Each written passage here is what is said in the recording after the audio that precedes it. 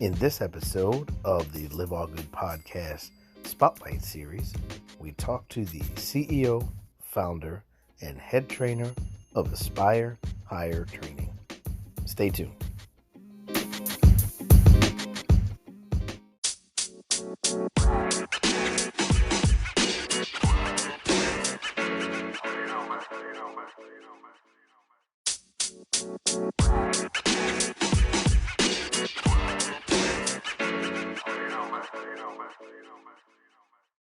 Hey, everybody, welcome back. This is our Spotlight series, and we are here with the CEO, founder, and head trainer of Aspire Higher Training, Monica Amaya. Hey, Monica, how are you? I'm doing well. How are you? Good.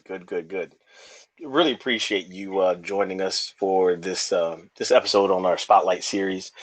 Um, just quickly, first of all, uh, like what kind of got you into personal training? How did that road turn for you? How did that come about for you? Well, that's quite a story.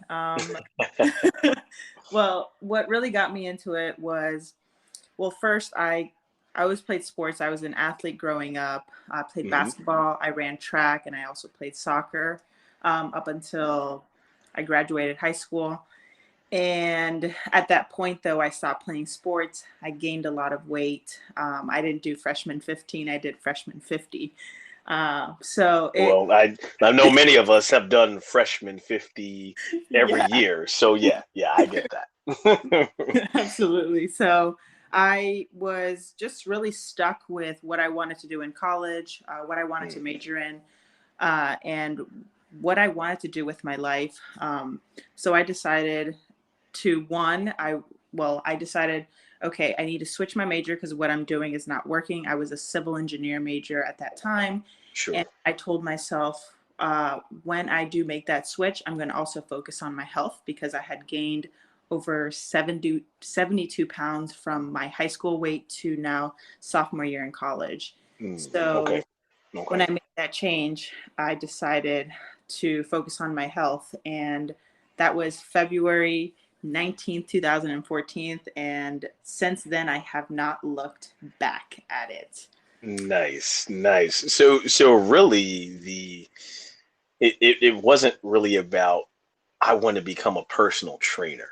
It was more about taking control of your personal health. That's what it is. That what I'm getting that correct, or is that Yeah. incorrect? Yeah, no, that's correct. It wasn't, yeah, I didn't even have the idea of becoming a personal trainer at this time. I wanted to just get control of my health again and just feel good, be that athlete that I always was. So I decided to work with a trainer, and within 6 months, I mean, I gave it 110% for those 6 months, and I came down 68 pounds in 6 months, which a lot of people Wow. think is drastic.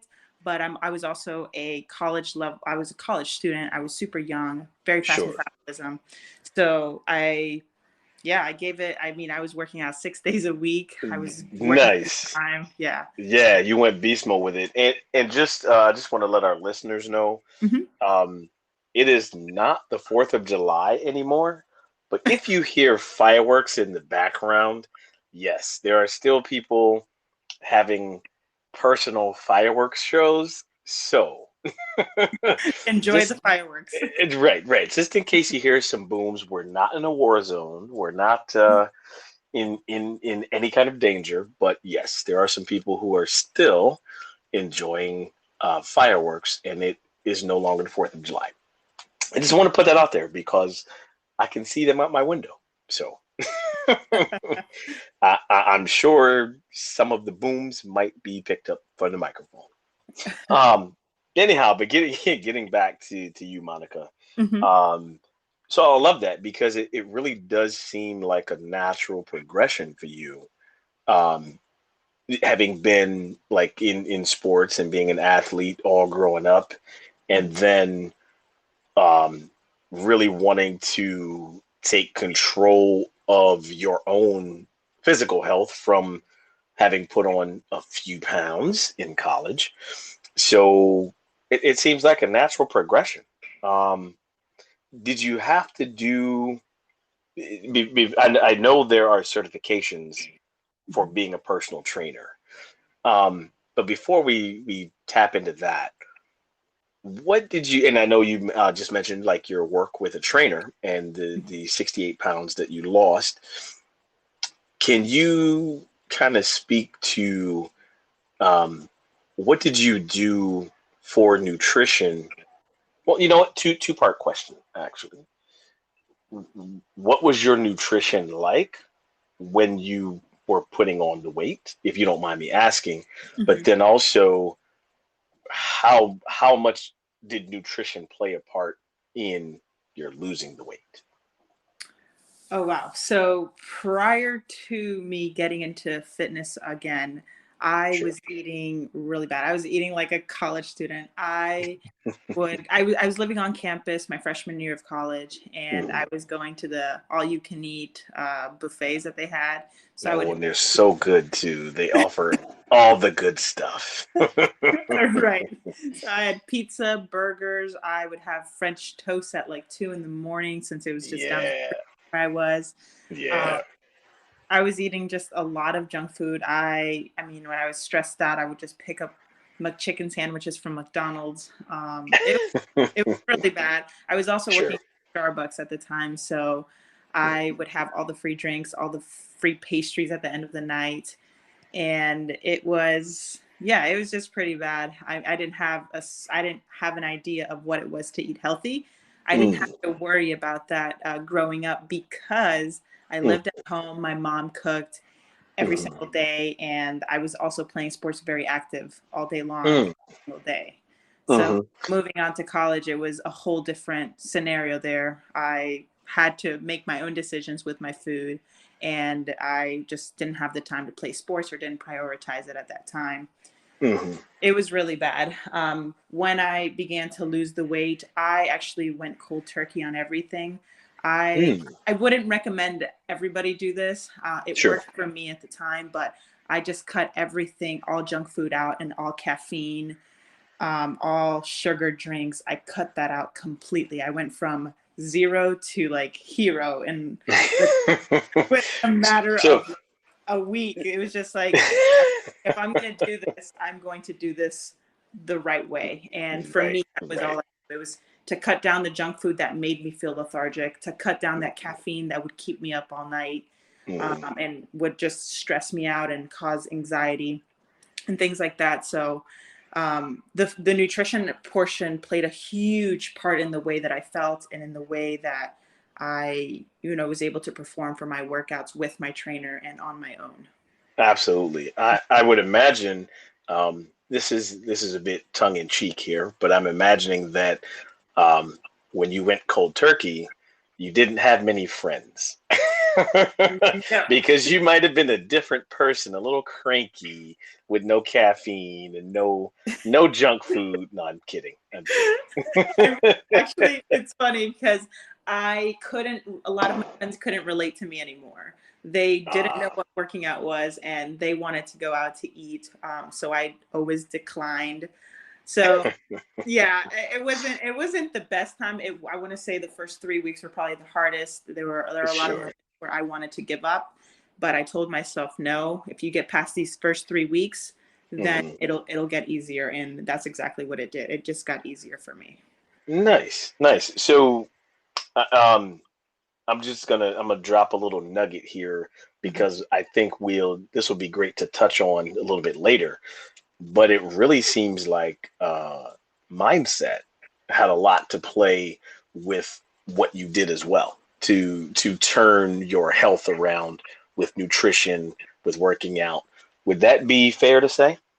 Yeah, I really think that I was a prior to this, me going into fitness and starting to work out and lose the weight. I was actually someone that you would never think of. I was a very negative person. I was an Mm, athlete. I was very athletic, but I was also very negative. I felt like the world was against me. I was very mhm, insecure. about everything that I did. I didn't feel like I was good enough at anything. And when I found fitness, my trainer started to push me to levels that I didn't even know I had the potential to achieve. And he started to challenge me every single day that I would just work out with him Hmm. and train with him. He was challenging me, and that's when I realized, like, wow, like I can do this. And I started just having a better outlook on life. It Hmm. just it came with it. It wasn't something that I tried to change. I didn't try to change my mindset at that age. I didn't really understand. Hmm. But for me, like just the working out, the releasing those endorphins, like made me a happier person. It made Hmm. me a person that people wanted to be around. Once people started, complimenting me, I was like, I have the now. I felt like I had the confidence to, like, you know, to say thank you to those people, and Hmm. and try to Hmm. help them out if they had a question or two about working out, about dieting. Even though I didn't know it all, I felt like I could Sure. help them at that point because I had done.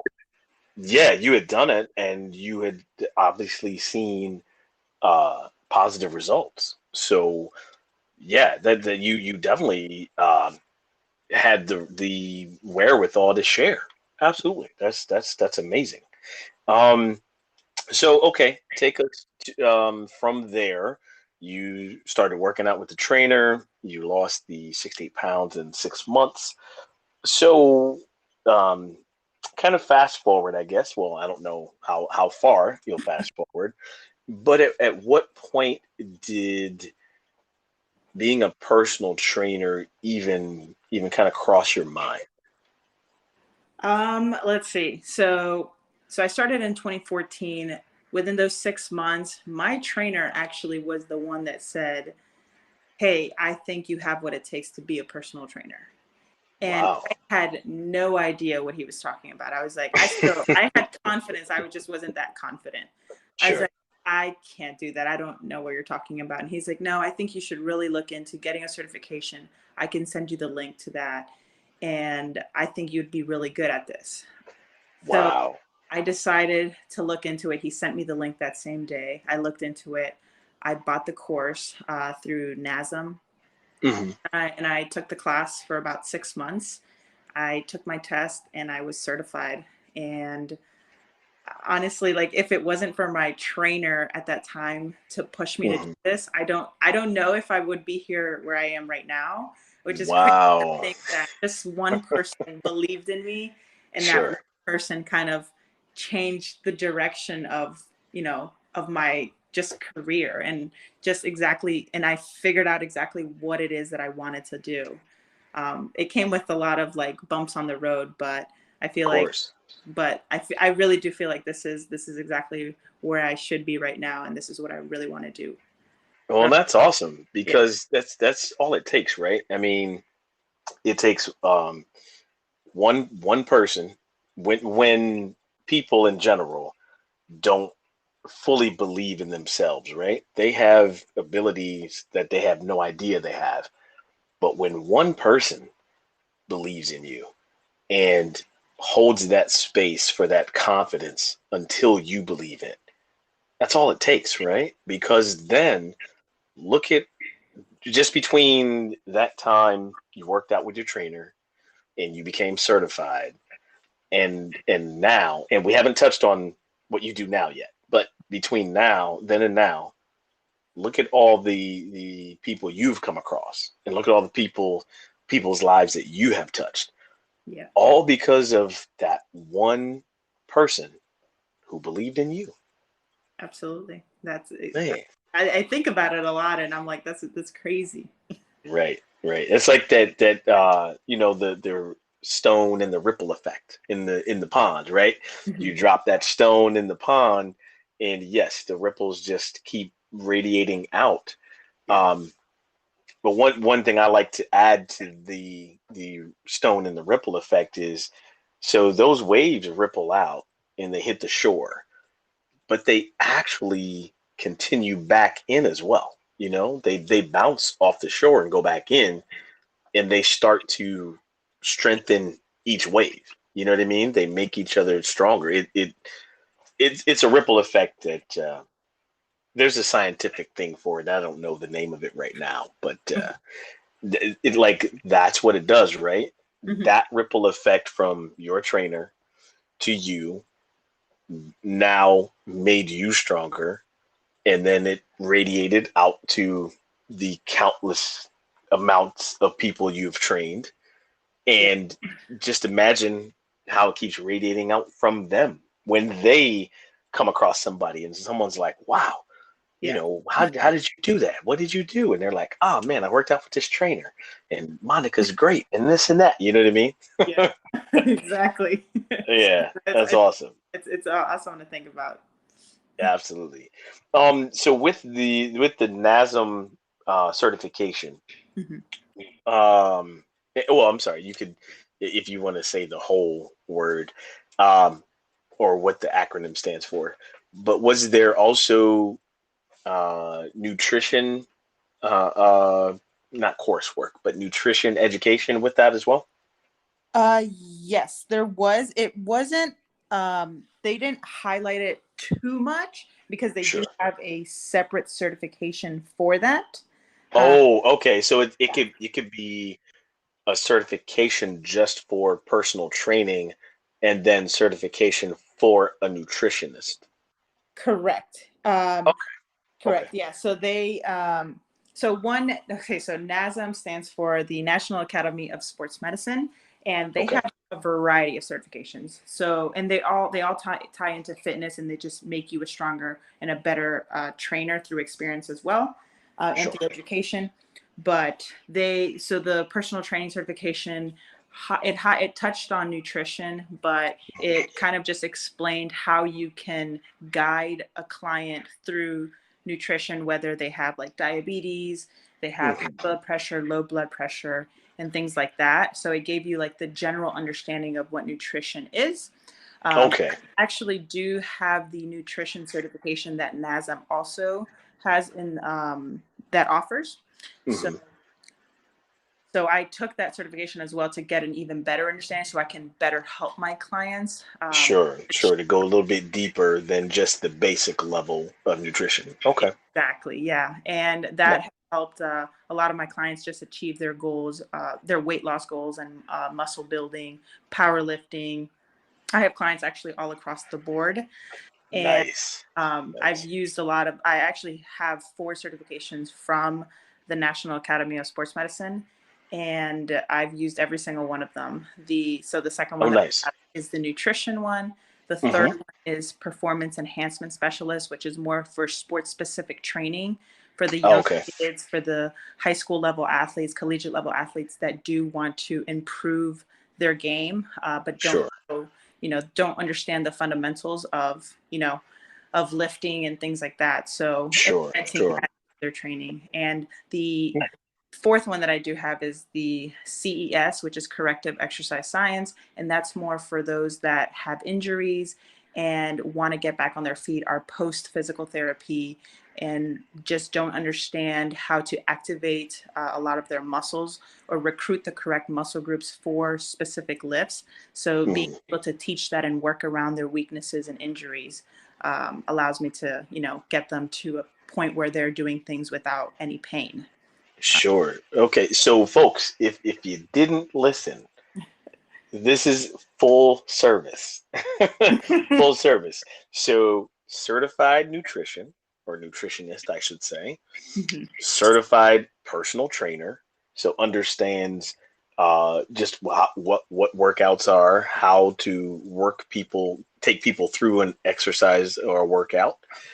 Also, the CES would be, you said, is like Post being physical able therapy. Yeah. post physical therapy, or I would, for those of us who, I would say functional Yes. exercise, right? So Correct. that's more functional exercise, but then also sports specific exercising and sports specific workouts. Yeah, say that fast 3 times. Sports specific workouts so Yes. that you can enhance your performance without the drugs. Yes. Absolutely. Yes, you can enhance your performance by targeting specific muscle groups or being able to target different endurance muscle groups, that kind of thing. Correct. If you didn't hear that, people, that's full service. Full service. It's a one-stop shop here. Do you do taxes also? No, I'm kidding. I'm kidding. I majored in accounting. I guess I can, right? There you go. There you go. Right. That's a whole different story. That's a different podcast. Sorry, that's a different podcast. All right. So, hey, Monica. So, what we want to do? Why don't we take a quick break? Okay. And actually, going into the break, I'm going to pose this question, and then you can answer the question when we come back from break, and then we'll dig a little bit deeper into Aspire Higher training. How's that sound? All right. Sounds good. Cool. So the question that I want to ask leading into the break is, can a person exercise enough to counteract a poor diet? I'll repeat it. Okay. Can a person exercise enough to counteract a poor diet? So hold that answer, and we're going to take a break, and we'll be right back.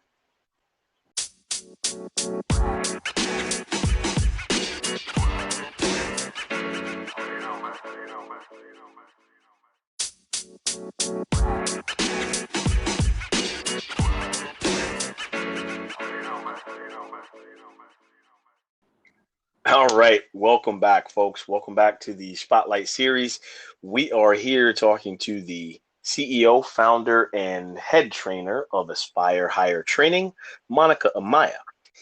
So we learned a little bit about Monica and what got her into personal training before the break. And also, we left you with a cliffhanger. The question before the break was, can a person exercise enough to counteract a poor diet? So, Monica, would you like to answer that question? Of course. So no, you cannot exercise enough to counteract a poor diet. And I'll kind of, just explain it in simple terms. Sure. The reason is because if, let's say, your goal is to lose weight, the most important thing in losing weight is what's called a calorie deficit. You have to create a calorie deficit. That means you have to consume less calories than you are actually you have to consume less calories throughout the day than what your body is used to, whether you want to start with 200 or 300 calories less. You have to maintain that throughout the week in order for you to lose weight. Now, if you're exercising and so let's say you're starting off and you're exercising, you have a poor diet and you haven't necessarily fixed up or cleaned up that diet, sure, you may lose a pound or two, but once your body adapts to the exercise, it needs to adapt to a change in diet because you need to be in a calorie deficit. So you cannot out exercise a poor diet. It may work for maybe 2-3 weeks, but it won't be something that you can sustain for a long period of time. And there's also, and if that's something that you struggle with, there's so many different ways to go about cleaning up the diet and just understanding that you can be flexible with yourself without beating yourself up about some of the foods you do crave. Absolutely. Very similar to what I coach people on, how to have that ability to not beat yourself up, but still eat what you want, but in smaller portions, because that's what's going to help that caloric deficit that you talk about. Real quick, I want to throw something in here. I think that kind of ties into that. Is it counterintuitive? So you brought up the example of you exercising, and when you're exercising, at least what I find is you have to have the right nutrition, right, in order to feed the body, feed the muscles, because of what you're doing, depending on what you're doing. Can it be counterintuitive for the body while you're exercising to be in a caloric deficit? Yes. I guess it depends a lot on your goals, but Mhm. yes, it is counterintuitive to exercise and be in a caloric deficit if your goal, so let's say if your goal is to increase in muscle mass and you're in a Mhm. caloric deficit, you in that case you do need to eat a little bit more than normal, because you're Mhm. trying to gain muscle mass. In order to gain muscle mass, you have to gain the strength and eat a lot more protein, increase that carb intake. So yes. Sure. So I'm glad that you clarified that, because I think a lot of times what we might see on social media, or we see different headlines and stuff like that. I think it's easy for people to get confused by hearing about, well, wait, so I'm working out and I'm exercising and now I'm hungry and now I'm eating more, but I'm trying to be in a caloric deficit. So how do I do that? And I think people end up probably doing a little bit more damage by starving themselves Mhm. and trying to work out at the same time. You know? Correct. Yeah, that's very Yeah, yeah. Cool. I appreciate the clarification on that. Awesome. true. So let's kind of change gears a bit and tell us about how Aspire Higher Training. Say that fast 3 times too, right? Mhm. But tell us about how Aspire Higher came about. All right. Well, I was a person. I became a personal trainer, as you all know, and recently, about a year and some months ago, I was laid off from my job as a personal trainer at a gym, Mm, and as like everybody else, we all have bills to pay, and I was like, I don't know what to do. I'm not sure what I'm sure. going to do next. I was also thinking about transitioning to another career because I was just stuck. I love personal training, but I didn't know Mhm, how to get out of the gym setting. mhm, So COVID happened, and it just changed everything. It To me, it was a blessing in disguise because it really forced me out of my comfort zone. So mhm, I once the gym laid me off, I decided to reach out to my clients, and I told them, "Hey, I have equipment. I'm offering one-on-one training." And a lot of my clients were like, "Hey, I'm open to doing that. Let's go ahead and get set up." So it sure. honestly just started with the idea of not having a gym facility and using my car to transport myself and my equipment to my client's home and Mm, training my clients there during the pandemic. At the very start of the pandemic, I mean, the very next day, I had 3 clients that had agreed for training. And it started right there. That was the moment where I was just like, okay, I have to do this to pay my bills. mhm, The gym opens back up, we're going to go back to normal. But it didn't happen that way. I right. then realized, like, wow, I am actually getting paid what I'm worth. I'm actually capable of doing this without relying on the gym for a source of income. Sure. And I started to just market myself a little bit more on different platforms, and just focus on the clients that I did have, because I had a lot more time. I had 3 clients at the very beginning. So Mhm, focus on those 3 clients, get testimonies out of them, have referrals. And I then started to notice that I had a small business, even though I wasn't able to like completely like live off of that income. I was like, sure. Sure. I have a small business and I'm creating something that I never thought I could create. And my clients supported me in my decision to, continue this on even when gyms started reopening. Mhm, So I yeah, I was like, okay, this is the time for me to start, finding a name for my business. I didn't have Aspire Higher didn't exist just a year and a half ago. I nice. started to brainstorm a lot of names and what I really represented, and Mhm, what I wanted my brand to represent. So just with the support of my clients and having people come up to me while I was training outside, through those COVID days, and then picking up new clients, and then, focusing on, getting results for these clients that I did have. That's where Aspire Higher came to be. It really was through the pandemic, and just being out there in the sun, rain or shine, and training clients, and trying to just help people have just reach their goals even through really uncertain times. Sure. And just like that, I went from having 3 clients to now I have a clientele of 31 people. Wow. And That's awesome, man. 31 clients and Nice. 3 boot camp classes. That is awesome. Yeah. That's awesome. So, and I just want to be clear for our listeners. I mean, we all understand some of the not even some.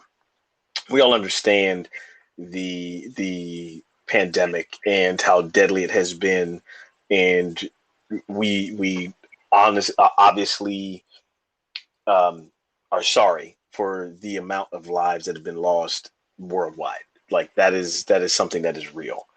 Yes. But at the same time, for many of us, many more of us who have been able to come out on the other side of this pandemic. And I've said this in maybe a few posts. I may have said this to some of the clients of my own, is that what the pandemic did was really shine a light on what was going on with anyone personally before. So if you had a great foundation, or if you had, um, in your case, a great mindset, and we'll talk about mindset in a minute, Mhm. but a great mindset, what it did was it allowed that to really shine and grow and figure out a new way of thinking.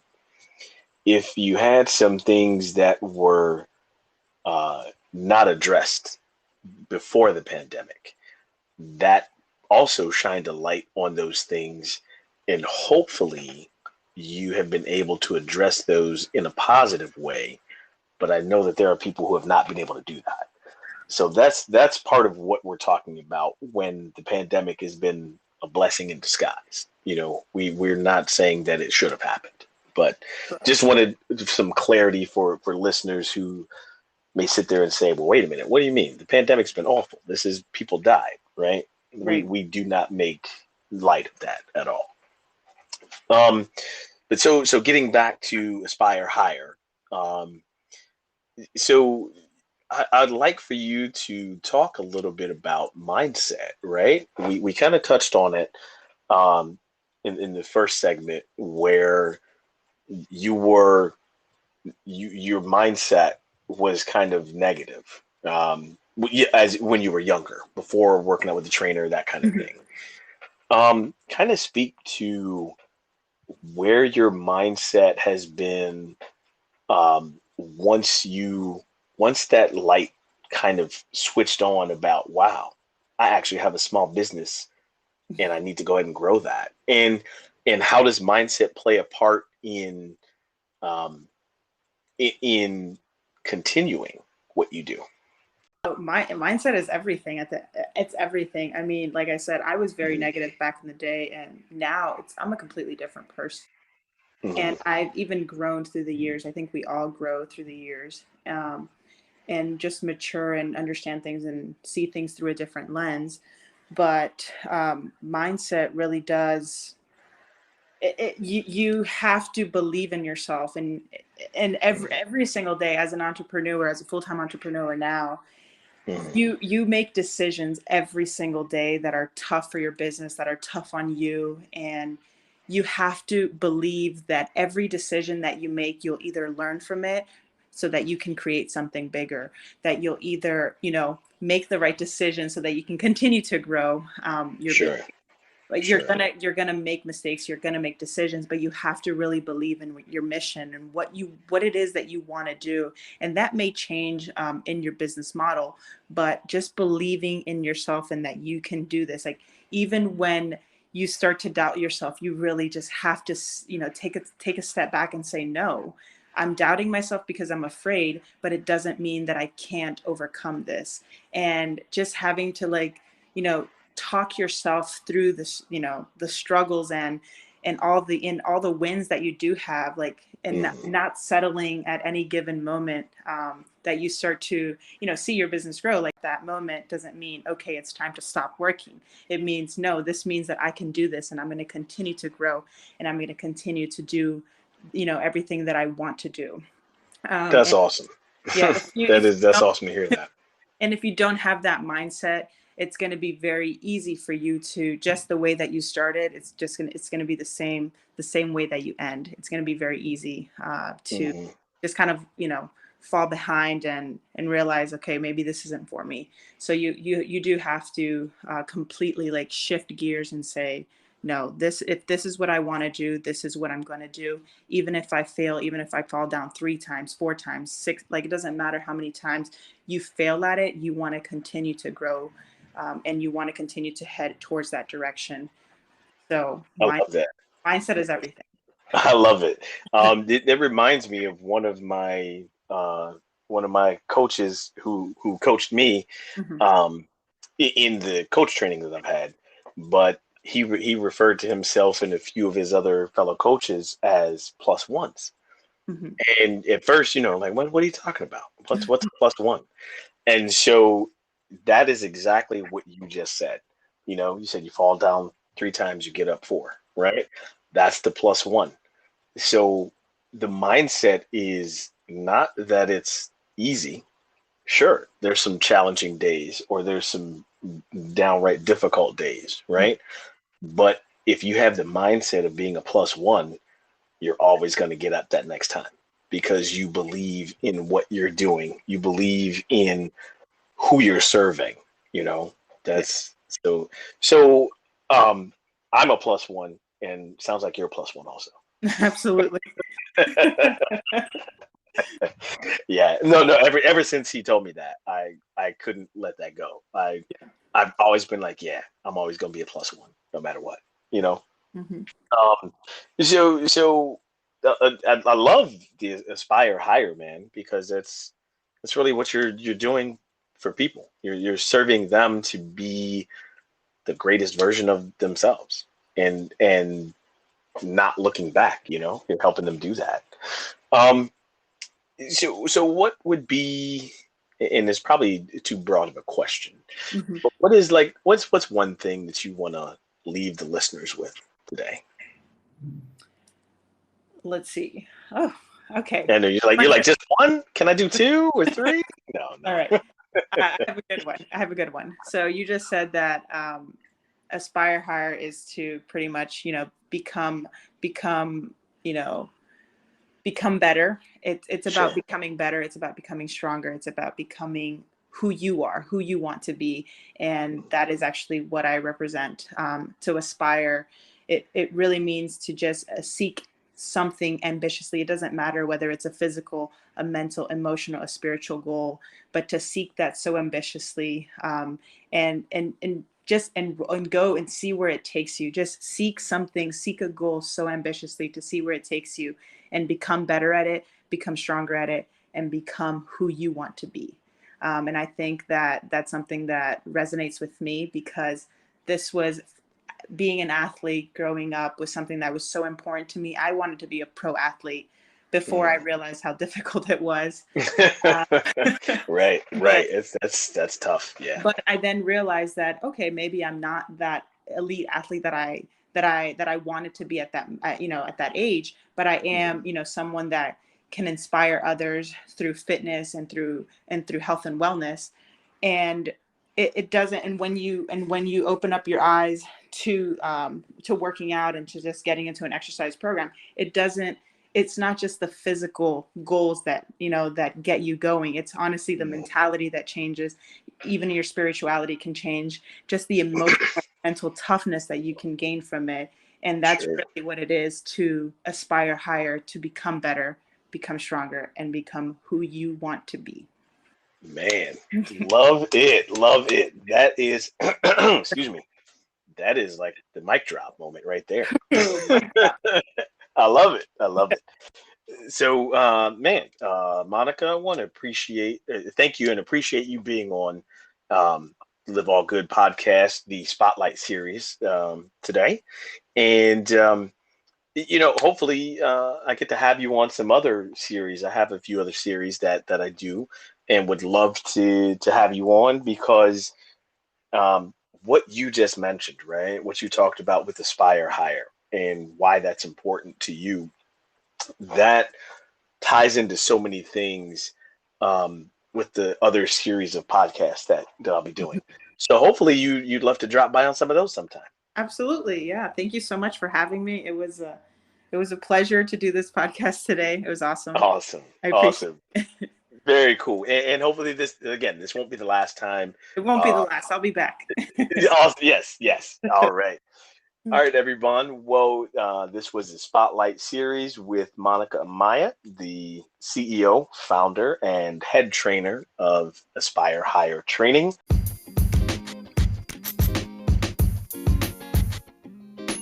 You can find the Spotlight series on the under the Live All Good podcast family. We are on Spotify, we are on Google Podcasts, Apple Podcasts, and a few other podcast distribution sites. I also invite you to take a look at liveallgood.com. You can find every podcast episode there on the podcast page. You can also find how Live All Good coaching very much ties into what you may be trying to achieve as well. All right, you guys, until next time, we will talk to you later.